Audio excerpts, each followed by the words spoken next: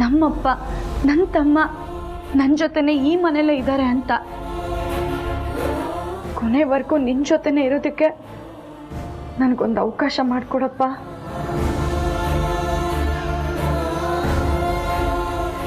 ದಯವಿಟ್ಟು ಈ ಮನೆಯಿಂದ ಹೊರಗೆ ಹೋಗೋ ನಿರ್ಧಾರನ ತೆಗೆದುಹಾಕ್ಬಿಡಪ್ಪ.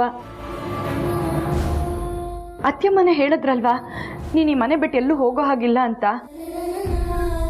ನೀನು ಈ ಮನೆ ಬಿಟ್ಟು ಹೋದ್ರೆ ಖುಷಿಯಾಗಿರ್ತೀಯ ಹೇಳು? ನಿನಗೂ ವಯಸ್ಸಾಗ್ತಾ ಬಂತಪ್ಪ. ನಿನ್ನ ಆರೋಗ್ಯದ ಕಡೆ ಗಮನ ಕೊಡು. ಇಷ್ಟು ವರ್ಷ ನನ್ನನ್ನು ಗಣಿನ ಸಾಕಿದ್ಯಾ, ಈಗ ನಿನ್ನ ಸೇವೆ ಮಾಡೋ ಭಾಗ್ಯ ನನಗೆ ಕೊಡಪ್ಪ. ಮದುವೆ ಆದಮೇಲೆ ಹೆಣ್ಮಕ್ಳು ತವ್ರ ಮನೆ ಬಿಟ್ಟು ಗಂಡನ ಮನೆ ಸೇರ್ತಾರೆ. ಆಮೇಲೆ ಅವ್ರದ್ದೇ ಆದ ಜೀವನನ ಕಟ್ಕೋತಾರೆ. ಅಪ್ಪ ಅಮ್ಮನ ನೋಡೋದಾಗ್ಲಿ ಮಾತಾಡ್ಸೋದಾಗ್ಲಿ ತುಂಬ ಅಪರೂಪ ಆಗೋಗುತ್ತೆ. ವಾಸ್ತವನೇ ಹೀಗಿರೋವಾಗ ನೀನು ಗಣಿ ನನ್ನ ಜೊತೆನೆ ಇದೇ ಮನೇಲಿದ್ದೀರಾ. ಇಂಥ ಅದೃಷ್ಟ ಎಷ್ಟು ಜನ ಹೆಣ್ಮಕ್ಳಿಗೆ ಸಿಗುತ್ತೋ ಇಲ್ವೋ ನಂಗೆ ಗೊತ್ತಿಲ್ಲ ಅಪ್ಪ, ಆದರೆ ನನಗೆ ಸಿಕ್ಕಿದೆ. ದಿನ ನಿನ್ನ ಮುಖ ನೋಡಿಕೊಂಡು ನಿನ್ನ ಜೊತೆ ಮಾತಾಡಿಕೊಂಡು ನಿನ್ನ ಸೇವೆ ಮಾಡಿಕೊಂಡು ನಾನು ಖುಷಿಯಾಗಿದ್ದೀನಪ್ಪ. ನೀನು ಖುಷಿಯಾಗಿದ್ದೀಯ ಅಂತ ನಾನು ಅಂದ್ಕೊಂಡಿದ್ದೀನಿ. ಅಷ್ಟಕ್ಕೂ ನೀನು ಈ ಮನೇಲಿರೋದು ಅತ್ತೆಮ್ಮನ ಮೇಲಿರೋ ಗೌರವದ ಜೊತೆಗೆ ಮಗು ಮೇಲಿರೋ ಪ್ರೀತಿಗೆ ತಾನೆ. ಮಗುಗೋಸ್ಕರ ನಾವೆಲ್ಲರೂ ಇರೋಷ್ಟು ದಿನ ಒಟ್ಟಿಗೆ ಇದ್ಬಿಡೋಣಪ್ಪ.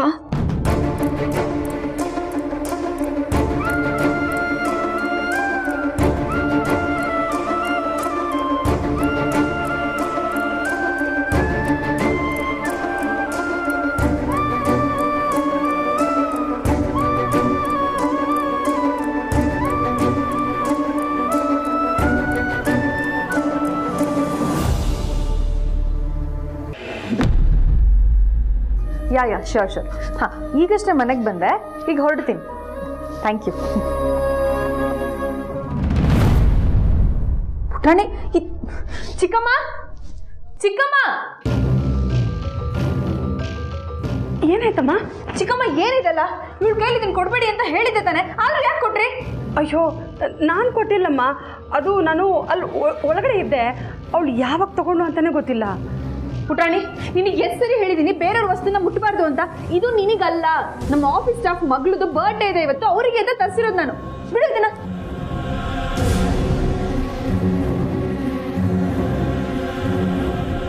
ನಂಗೆ ಬೇಕು. ಮಾತಾಡ್ಬೇಡ. ನಿಂಗೆ ಎಷ್ಟು ಸರಿ ಹೇಳಿದ್ದೀನಿ ಬೇರೆಯವ್ರ ವಸ್ತುನ ಮುಟ್ಟಬಾರ್ದು ಅಂತ. ಕೊಡಿಲಿ. ಬರ್ತಾ ನಿಮ್ಗೆ ಮುದ್ದು ಜಾಸ್ತಿ ಆಗಿದೆ, ಅದಕ್ಕೆ ಯಾರ ಮಾತನ್ನು ಕೇಳಲ್ಲ.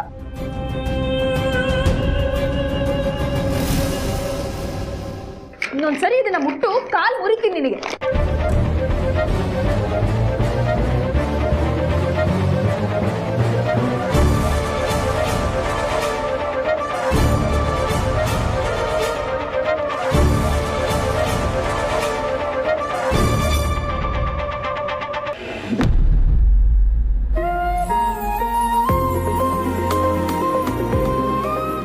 ಪಾರು, ಇದೇನು ತೆಂಗಿನ ಮರದ ಹತ್ರ ಕರ್ಕೊಂಡ್ ಬಂದಿದ್ಯಾ? ಗರಿ ಕೀಳೋಣ ಅಂತ. ಗರಿನಾ? ಅದನ್ನ ತಗೊಂಡೇನ್ ಮಾಡ್ತೀಯಾ? ನೀವು ಮೊದಲು ಇದನ್ನ ಕೀಳೋದಕ್ಕೆ ನಂಗೆ ಸಹಾಯ ಮಾಡಿ, ಆಮೇಲೆ ತೋರಿಸ್ತೀನಿ. ಸಹಾಯ ಏನೋ ಮಾಡ್ಬೋದು, ಆದ್ರೆ ಸಹಾಯಕ್ಕೆ ಪ್ರತಿಫಲ ಬೇಕಲ್ಲ. ಪ್ರತಿಫಲನಾ? ಏನ್ ಯಜಮಾನ್ರೆ? ನೀನ್ ಕೀಳೋ ಒಂದೊಂದು ಗರಿಗೂ ಒಂದೊಂದು ಮುತ್ತು ಕೊಟ್ರೆ ಆಯ್ತು. ಏನು ಮುತ್ತ? ಇದನ್ನ ಪ್ರತಿಫಲ ಅನ್ನಲ್ಲ, ಅತಿ ಆಸೆ ಅಂತಾರೆ. ನೀ ಅದು ಹೇಗಾದ್ರೂ ಅನ್ಕೋಪಾರು. ಇವಾಗ ನೀನು ಗರಿ ಬೇಕು ಅಂದ್ರೆ ಮುತ್ತು ಕೊಡ್ಬೇಕು ಅಷ್ಟೇ. ನೀವೀಗ ಅಪ್ಪ ಆಗಿದ್ದೀರ ಅನ್ನೋದು ನೆನಪಿರ್ಲಿ ಯಜಮಾನ್ರೆ. ಅದು ನೆನಪಿದೆ ಪಾರು, ಆದ್ರೆ ಏನಿವಾಗ ಪ್ರೀತಿಗೆ ಭೇದ ಭಾವ ಮಾಡಬಾರ್ದು. ಯಜಮಾನ್ರೆ, ಯಾರಾದ್ರೂ ನೋಡಿದ್ರೆ ಏನ್ ಅನ್ಕೋತಾರೆ ಹೇಳಿ? ಏನ್ ಅನ್ಕೋತಾರೆ? ಗಂಡ ಹೆಂಡತಿ ತುಂಬಾ ಅನ್ಯೂನ್ಯವಾಗಿದ್ದಾರೆ ಅಂತ ಅನ್ಕೋತಾರೆ. ಈಗೇನು ಕೊಡ್ಲೇಬೇಕಾ? ನೀನು ಗರಿ ಬೇಕು ಅಂದ್ರೆ ಮುತ್ತು ಕೊಡ್ಬೇಕು. ಯೋಚನೆ ಮಾಡು.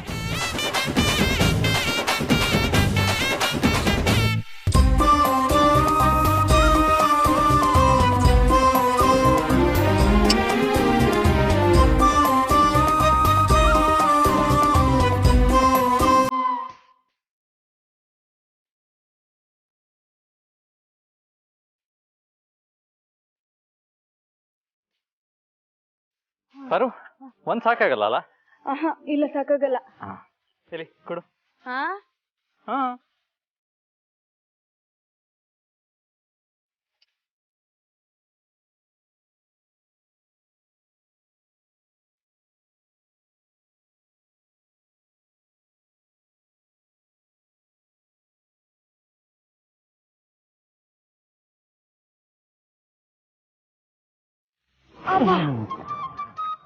ಕುಡಿಲಿ ಕುಡಿಲಿ ಕುಡಿಲಿ. 1 2 3 4 5. ಆಹಾ ಕಳ್ಳಿ, 1 ಗರಿ ಕಿತ್ತರೆ 1 ಮುತ್ತು ಕೊಡ್ಬೇಕಾಗತ್ತೆ ಅಂತ 4 ಗರಿ ಒಟ್ಟಿಗೆ ಕಿತ್ತಿದ್ಯಾ? ಅವೆಲ್ಲ ನಂಗೆ ಗೊತ್ತಿಲ್ಲ. 4 ಮುತ್ತು ಬ್ಯಾಲೆನ್ಸ್ ಇರೋದು ಕೊಟ್ಬಿಟ್ಟು ಹೊರಡ್ತಾ ಇರು.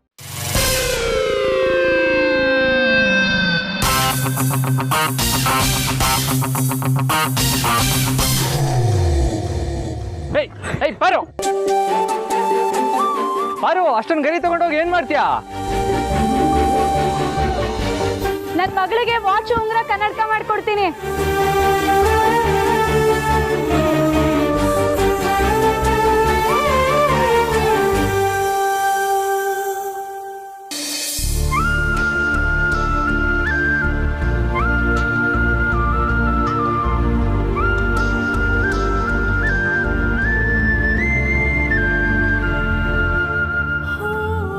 ನಮ್ ಬಂಗಾರಿ ಯಾರ ಮೇಲೆ ಮುನಿಸ್ಕೊಂಡು ಕೋಪ ಮಾಡ್ಕೊಂಡಿದ್ದಾಳೆ? ಮಮ್ಮಿ ಮೇಲೆ. ಯಾಕೆ ಬಂಗಾರಿ? ಆಟ ಸಾಮಾನು ಕೊಟ್ಟಿಲ್ಲ ಅದಕ್ಕೆ. ನಿನಗೆ ಆಟ ಆಡೋದಕ್ಕೆ ಏನ್ ತಂದಿದ್ದೀನಿ ಗೊತ್ತಾ? ಗೊತ್ತಿಲ್ಲ ಪಾರು. ತೋರಿಸ್ಲಾ? ಟನ್ ಟಡ.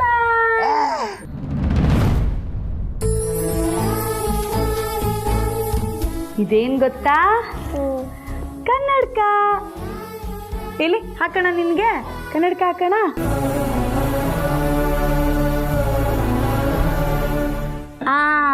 ಎಷ್ಟು ಚೆನ್ನಾಗಿದೆ ಕನ್ನಡಕ. ಈಗ ವಾಚ್ ಹಾಕೋಣ.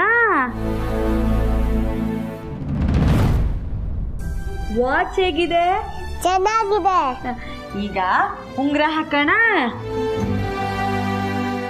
ವಾವ್, ಎಷ್ಟು ಚೆನ್ನಾಗಿದೆ ಉಂಗುರ. ಚೆನ್ನಾಗಿದ್ಯಾ? ಇದ್ ನೋಡಿದ್ದು, ಇದೇನು ಹೇಳಿದ್ದು?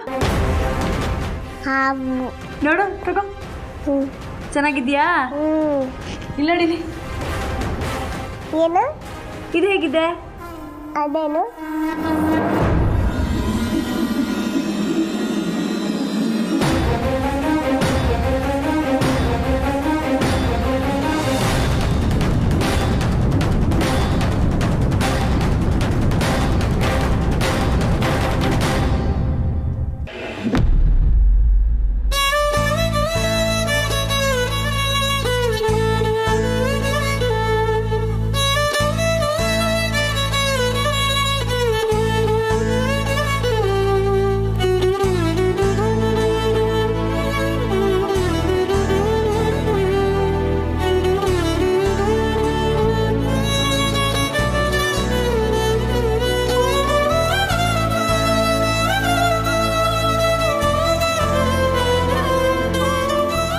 ಯಜಮಾನ್ರೆ, ಏನ್ ಮಾಡ್ತಾ ಇದ್ದೀರಾ?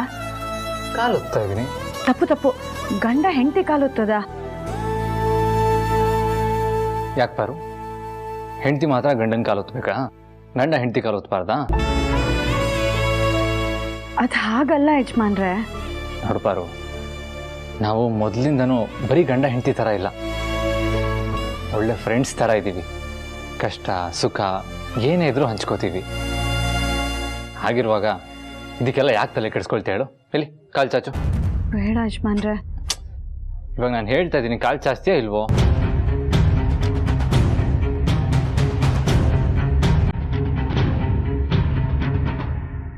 Very good.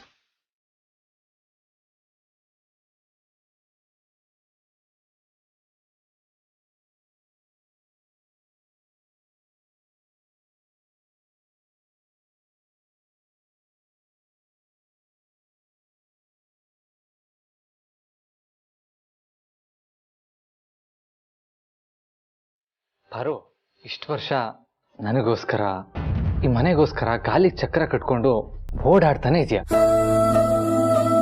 ನಿನಗೆ ಯಾವತ್ತೂ ಸಾಕಾಯಿತು ಅಂತ ಅನ್ನಿಸ್ಲೇ ಇಲ್ವಾ? ಇಲ್ಲ ಯಜಮಾನ್ರೆ, ಹೆಣ್ಣು ಯಾವತ್ತೂ ನನಗೆ ಸಾಕಾಯಿತು ಅಂತ ಹೇಳ್ತಾಳೋ ಆವಾಗ ಅವಳಿಗೆ ವಯಸ್ಸಾಯಿತು ಅಂತ ಅರ್ಥ. ಹಾಗಾದರೆ ನಿನಗೆ ವಯಸ್ಸೇ ಆಗೋದಿಲ್ಲ ಬಿಡು. ಪಾರು, ಗಂಡ ಅದನ್ನು ದುಡಿಯೋದಕ್ಕೆ ಹೊರಗಡೆ ಹೋಗ್ತಾನೆ. ಅಲ್ಲಿ 10 ಜನ ಸಿಗ್ತಾರೆ, 10 ಕಡೆ ಓಡಾಡ್ತಾನೆ. ದುಡಿಯೋದ್ರ ಮಧ್ಯೆ ಟೈಮ್ ಹೋಗೋದೇ ಗೊತ್ತಾಗಲ್ಲ. ಆದರೆ ಹೆಂಡತಿ ಆದವಳಿಗೆ ಮನೆಯೇ ಆಫೀಸು. ದುಃಖ ಇರಲಿ ಸುಖ ಇರಲಿ ಮನೆಯಲ್ಲೇ ಇರಬೇಕು, ಮನೆಯಲ್ಲೇ ಕೆಲಸ ಮಾಡಬೇಕು.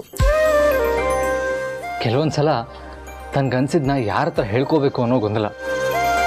ಖುಷಿ ಆಗಲಿ ದುಃಖ ಆಗಲಿ ತಾನೊಬ್ಬಳೇ ಅನುಭವಿಸ್ತಾ ಇರಬೇಕಾಗುತ್ತೆ. ಗಂಡ ಮನೆಗೆ ಬಂದ ಕೂಡಲೇ ಹೆಂಡ್ತಿಗಾಗೋ ಸಂತೋಷನ ಹೇಳ್ಕೊಳ್ಳೋದಕ್ಕಾಗಲ್ಲ. ಗಂಡ ಅದನ್ನು ಹೆಂಡತಿ ಜೊತೆ ಹೊಂದ್ಕೊಂಡು ಅಪ್ಪ ಅಮ್ಮಂಗೆ ಪ್ರೀತಿ ಕೊಟ್ಕೊಂಡು ಹೋದರೆ ಆಗ ಸಂಸಾರಕ್ಕೆ ಒಂದು ಅರ್ಥ ಇರುತ್ತೆ, ಮನೆಯವ್ರಿಗೆಲ್ಲ ನೆಮ್ಮದಿ ಸಿಗುತ್ತೆ. ಅದೇ ಅಲ್ವಾ ಪಾರು ಸುಖಿ ಸಂಸಾರಕ್ಕೆ ಸೂತ್ರ ಅಂತ ಹೇಳೋದು. ನಿನ್ನ ಮನಸ್ಸಲ್ಲೂ ಏನಾದರೂ ಹೇಳ್ಕೋಬೇಕು ಅಂತ ಇದ್ದರೆ ನೀನು ಹೇಳ್ಕೋಬೋದು ಪಾರು. ಆ ಥರ ಎಲ್ಲ ಏನಿಲ್ಲ ಯಜಮಾನ್ರೆ. ಹಾಗೆ ಗೊತ್ತಿದ್ದೋ ಗೊತ್ತಿಲ್ಲದೇನೋ ನನ್ನಿಂದ ಏನಾದರೂ ತಪ್ಪಾಗಿದ್ರೆ ದಯವಿಟ್ಟು ಕ್ಷಮಿಸ್ಬಿಡು. ದಯವಿಟ್ಟು ಹಾಗೆಲ್ಲ ಮಾತಾಡಬೇಡಿ ಯಜಮಾನ್ರೆ. ನಿಮ್ಮಂಥ ಗಂಡನ ಪಡೆಯೋದಕ್ಕೆ ನಾನು 7 ಜನ್ಮದ ಪುಣ್ಯ ಮಾಡಿದ್ದೀನಿ. ನಾನು ಅಷ್ಟೇ.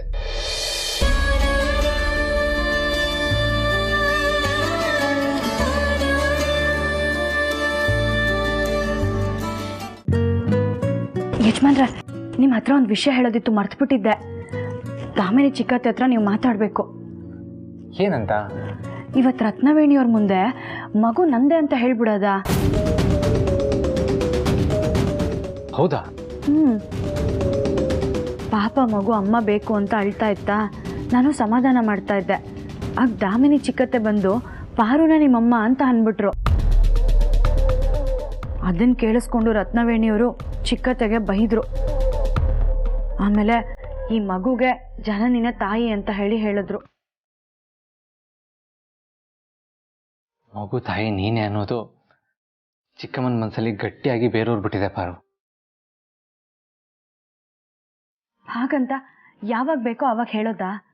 ಇದ್ರ ಹಿಂದೆನೆ ಯಾರ ಹತ್ರನೂ ಹೇಳೋ ಹಾಗಿಲ್ಲ ಅಂತ ಮಾತಾಗಿದೆ ತಾನೆ.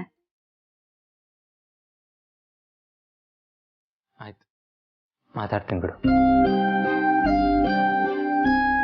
ಮತ್ತೆ ಮತ್ತೆ ಅದ್ರ ಬಗ್ಗೆ ಅನಗತ್ಯ ಚರ್ಚೆ ಬೇಡ ಅಂತ ನೀವೇ ಹೇಳಿ ಯಜಮಾನ್ರೆ. ಪಾರು, ನಿನ್ನ ಮಗು ಜನನಿ ಹತ್ರ ಇರೋದಕ್ಕೆ ನೀವೊಂದು ಸ್ವಲ್ಪನೂ ಬೇಜಾರಿಲ್ವಾ? ಬೇಜಾರಾಗೋ ಹಾಗಿದ್ದಿದ್ರೆ ನಾನು ಜನನಿಗೆ ಮಗುನೇ ಕೊಡ್ತಿರ್ಲಿಲ್ಲ ಅಲ್ವಾ ಯಜಮಾನ್ರೆ? ಅಯ್ಯೋ, ನಮ್ಮ ಪುಟಾಣಿಗಿನ್ನ ನಾನು ಊಟನೇ ಕೊಟ್ಟಿಲ್ಲ. ನಾನು ಊಟ ಕೊಡೋ ಹೊತ್ತಾಯ್ತು, ಹೋಗ್ತೀನಿ.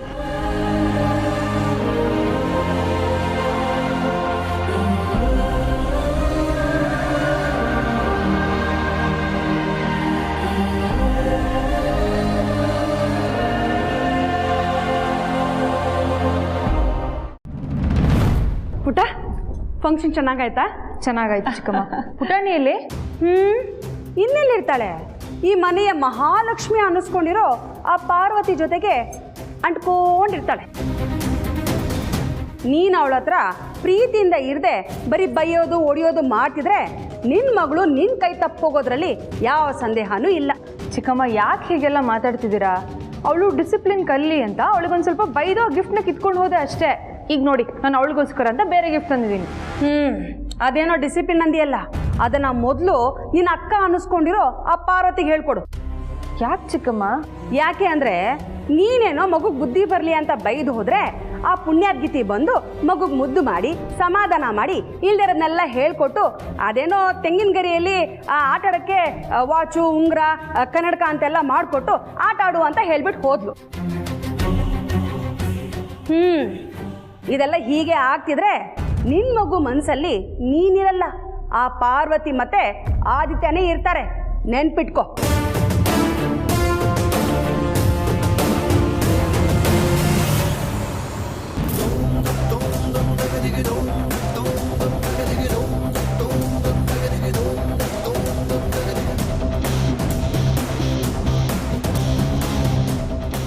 ಪುಟಾಣಿ ಏನಿದು? ಹಣ್ಣು. ಅದ್ ನನಗೆ ಗೊತ್ತು. ಕೈಯಲ್ಲಿ ಯಾಕೆ ತಿಂತಾ ಇದೆಯಾ? ಫೋರ್ಕಲ್ಲಿ ತಿನ್ಬೇಕು ತಾನೆ. ನಿನಗೆ ಯಾರು ಇದನ್ನೆಲ್ಲ ಹೇಳ್ಕೊಟ್ಟಿದ್ದು? ಪಾರು. ನೋಡ್ದ್ಯಾ ಮಗುನ ಯಾರು ಹಾಳು ಮಾಡ್ತಿರೋದು ಅಂತ ಈಗ ನಿನಗೆ ಗೊತ್ತಾಯ್ತಾ? ಅಲ್ಲ, ಯಾರಾದ್ರೂ ಮಗುಗೆ ಕೈಯಲ್ಲಿ ತಿನ್ನೋದನ್ನ ಹೇಳ್ಕೊಡ್ತಾರಾ? ಅದೇನೇನು ಮುಟ್ಟಿರುತ್ತೋ ಏನೋ, ಕೈಯಲ್ಲಿ ತೊಳೆದಿರುತ್ತೋ ಇಲ್ವೋ, ಇದೆಲ್ಲ ಏನು ಯೋಚನೆ ಮಾಡದೆ ಆ ಪಾರ್ವತಿ ಮಗುನ ದಾರಿ ತಪ್ಪಿಸ್ತಿದ್ದಾಳೆ. ಹೋಗ್ಲಿ ಬಿಡಿ. ಪುಟಾಣಿ ಇಲ್ಲಿ ನೋಡು, ನಿನ್ಗೋಸ್ಕರ ನಾನು ಏನ್ ತಂದಿದ್ದೀನಿ ಅಂತ. ಗಿಫ್ಟು. ನಂಗೆ ಬೇಡ.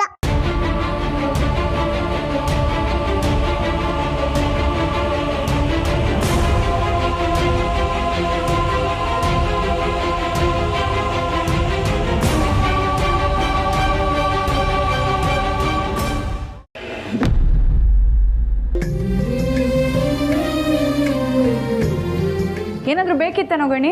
ಇಲ್ಲ ಅಕ್ಕ, ಏನೋ ಬೇಡ, ನೀರು ಕುಡಿಯೋಣ ಅಂತ ಬಂದೆ. ಯಾಕೋ ಇನ್ನ ನಿದ್ದೆ ಬಂದಿಲ್ವಾ? ಇಲ್ಲ ಅಕ್ಕ, ಯಾಕೋ ನಿದ್ದೆ ಬರ್ತಿಲ್ಲ. ಅಬ್ಬಬ್ಬಾ, ಅಂತ ಗನಂದಾರಿ ಯೋಚನೆ ಏನಪ್ಪ ನನ್ನ ತಮ್ಮಂತಲ್ಲಿ ನೋಡ್ತಾ ಇದೆ? ಆ ಥರ ಎಲ್ಲ ಏನೂ ಇಲ್ಲ ಅಕ್ಕ, ಮಲಗಿದ್ದೆ, ನಿದ್ದೆ ಬರ್ತಿರ್ಲಿಲ್ಲ, ಅದಕ್ಕೆ ನೀರು ಕುಡಿಯೋಣ ಅಂತ ಬಂದೆ. ಅಕ್ಕ, ನಾವು ಚಿಕ್ಕವ್ರು ಇರ್ಬೇಕಾದ್ರೆ ಜೀವನ ಎಷ್ಟು ಚೆನ್ನಾಗಿತ್ತು ಅಲ್ವಾ? ನನಗೆ ಹೊಟ್ಟೆ ಹಸು ಅಂದಾಗೆಲ್ಲ ನಾನು ಕೇಳಿದನ್ನೆಲ್ಲ ನೀನು ಮಾಡಿಕೊಡ್ತಿದ್ದೆ. ನೀನು ಇಲ್ಲಿ ಕೆಲ್ಸಕ್ಕೆ ಬಂದಮೇಲೆ ಅಪ್ಪನೇ ನನಗೆ ಕೈ ತುತ್ತಾಕಿ ಹೊಟ್ಟೆ ತುಂಬ ಊಟ ಮಾಡಿಸ್ತಿದ್ರು. ನಿದ್ದೆ ಬಂದಾಗೆಲ್ಲ ಗುಬ್ಬಚ್ಚಿ ಗೂಡಲ್ಲಿ ಮಲ್ಗೋ ಥರ ಅಪ್ಪನ ಎದೆ ಮೇಲೆ ಬೆಚ್ಚಂಗೆ ಮಲಗ್ತಿದ್ದೆ. ಆಗ ಅಪ್ಪ ನನಗೆ ಬೆನ್ ತಟ್ಟಿ ಲಾಲಿ ಆಡಿ ಮಲಗಿಸ್ತಾ ಇದ್ರು. ನಿದ್ದೆ ಬರ್ತಿದ್ದಿದ್ದೇ ಗೊತ್ತಾಗ್ತಿರ್ಲಿಲ್ಲ.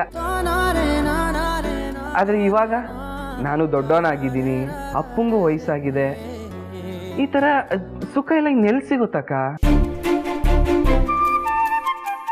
ಹೌದು ಗಣಿ, ಅದೆಲ್ಲ ಒಂದು ಕಾಲಘಟ್ಟ ಅಂತಾರಲ್ಲ ಹಾಗೆ.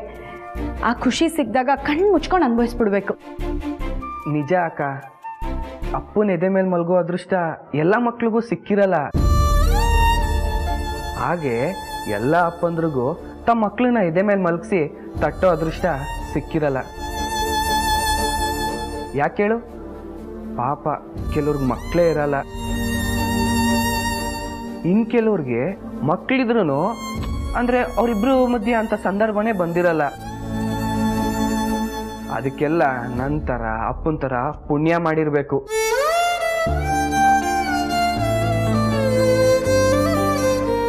ನನಗೆ ಅಮ್ಮ ಇಲ್ಲ ಅನ್ನೋ ಕೊರತೆನ ನೀನು ಅಪ್ಪ ಯಾವತ್ತೂ ತರಿಸ್ಲೇ ಇಲ್ಲ. ಅವ್ರ ಜಾಗದಲ್ಲಿ ನಿಂತು ಜವಾಬ್ದಾರಿನ ನಿರ್ವಹಿಸಿದ್ರಿ. ನನ್ ಬೇಕು ಬೇಡ ಎಲ್ಲಾನು ನೀವೇ ನೋಡ್ಕೊಂಡ್ರಿ. ಅದ್ರಲ್ಲೂ ನೀನು ಈ ಮನೆಗೆ ಸೊಸೆಯಾಗಿ ಬಂದ್ಮೇಲಂತೂ ಅಪ್ಪನೇ ನಂಗೆಲ್ಲ ಆಗೋದ್ರು. ಅಷ್ಟು ದಿನ ಅಮ್ಮನ ಸ್ಥಾನನ ನೀನು ತುಂಬಿದೆ, ಆಮೇಲೆ ನಿನ್ನ ಅಮ್ಮನ ಸ್ಥಾನನ ಅಪ್ಪನೇ ತುಂಬಿದ್ರು. ನನ್ನ ಮಗು ಥರ ನೋಡ್ಕೋತಿದ್ರು. ನನಗಪ್ಪ ಅಪ್ಪನಿಗೆ ನಾನು ಅನ್ನೋ ಥರ ಇದ್ವಿ. ಆ ಲೈಫ್ ಎಷ್ಟು ಚೆನ್ನಾಗಿತ್ತು ಅಂತ ಅನ್ನಿಸ್ತಿದೆ. ತಾಯಿ ಇಲ್ಲ ಅಂದರೆ ಮಕ್ಕಳನ್ನ ತಬ್ಲಿ ಅಂತಾರೆ, ಆದರೆ ನನ್ನ ವಿಷಯದಲ್ಲಿ ಅದು ಸುಳ್ಳಾಯಿತು. ಈ ಅದೃಷ್ಟ ಅದೆಷ್ಟು ಜನಕ್ಕೆ ಸಿಗುತ್ತೇಳು?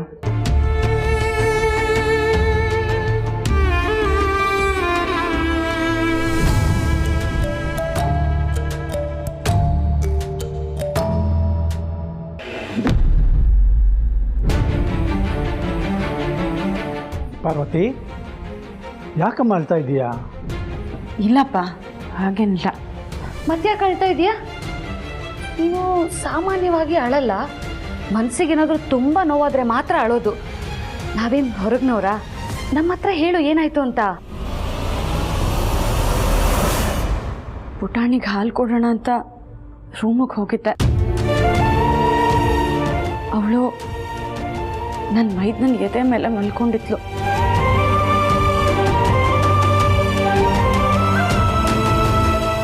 ಹೋ, ಹಾಲು ಕೊಡೋದಕ್ಕಾಗಲಿಲ್ಲ ಅಂತ ಬೇಜಾರಾಯ್ತಾ? ಹಾಗಾದ್ರೆ ನಿನ್ನ ಮನಸ್ಸಿಗೆ ನೋವಾಗುವಂಥದ್ದೇನಾಯ್ತು?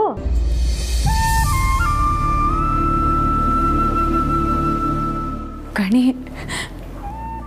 ಅಪ್ಪ ಮಕ್ಕಳ ಸಂಬಂಧದ ಬಗ್ಗೆ ಮಾತಾಡ್ತಾ ಇದ್ದ. ಅವನು ಒಂದೊಂದು ಮಾತು ಹೇಳ್ತಿದ್ರು, ನನಗೆ ಯಜಮಾನ್ರ ಕಾಣಿಸ್ಕೋತಿದ್ರು ಚಿಕ್ಕತ್ತೆ. ಮಕ್ಕಳಿಗೆ ಅಪ್ಪ ಅಮ್ಮನೇ ಸರ್ವಸ್ವ ಆಗಿರ್ತಾರೆ.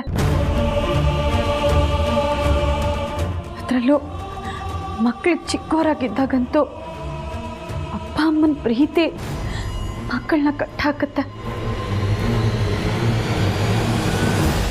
ಈ ಪ್ರೀತಿ ನಮ್ಮ ಗಣಿಗೆ ನಮ್ಮ ಅಪ್ಪನಿಂದ ಸಿಕ್ಕಿದೆ. ಅಪ್ಪ ಗಣಿನ ಅಷ್ಟು ಚೆನ್ನಾಗಿ ನೋಡ್ಕೊಂಡಿದ್ದಾರೆ. ಆದ್ರೆ